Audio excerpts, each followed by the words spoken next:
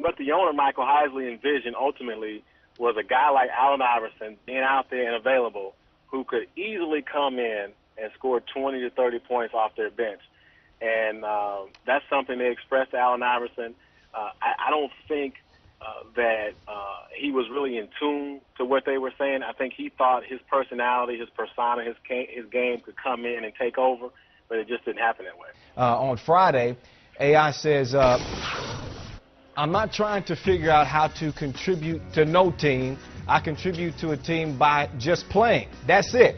I don't have to figure it out. Obviously, they signed me for a reason. From a parent's purposes, this just doesn't make any sense. I don't care if it's a personal leave that you're on, you don't sound like a good teammate to me.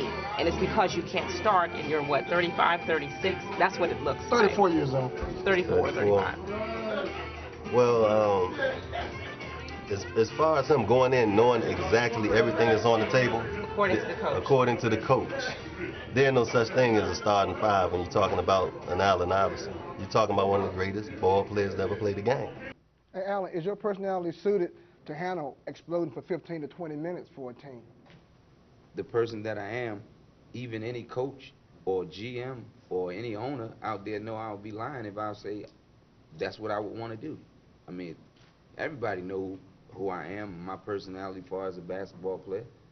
So me playing 15, 20 minutes a game, I might as well just stay home and play with my son for 15 to 20 minutes. How about 30 minutes?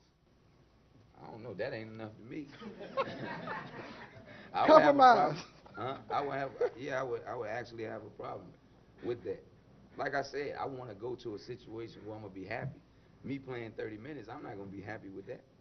There's no way on earth that you can tell this guy that he will be coming off the bench, and if he comes in the camp and he earns the spot.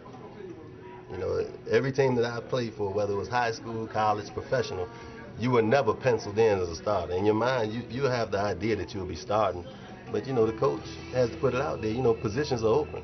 But around the NBA, and particularly this summer when negotiations were going on, there was discussion that some of the teams stayed away from Iverson because they did not want him to come in as a starter. They wanted to use him as a mentor, as a role player, who's going to help the young guys, and as an offensive spark plug. They didn't want to have him come in as a starter. And I thought that when they went to Memphis, that was all, everything had been said needed to be said. Probably not. Well, if it was, in my opinion, if it was told to Iverson that from different teams that he wouldn't be a starter, why would he pick the Memphis Grizzlies? That's a good question. I would pick a perennial champion. I would pick someone that's in position to actually win it all. Yeah, but the perennial champion, the Lakers, they didn't offer Boston. him a contract, though. They didn't offer him a contract. So. They didn't offer him a contract. Well, from my understanding, there were a few different contracts out there on the table.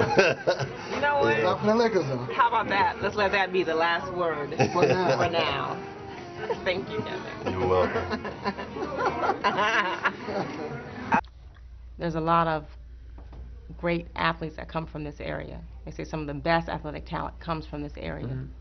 Who's the best athlete to come out of this area? Me? Why would you ask me that?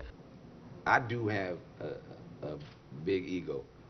So just for the fact of people not talking about me like they do every year and not saying, mentioning my name when they talking about the greatest players, and, it hurt. Is this a city where you can see yourself finishing your career? I truly hope so.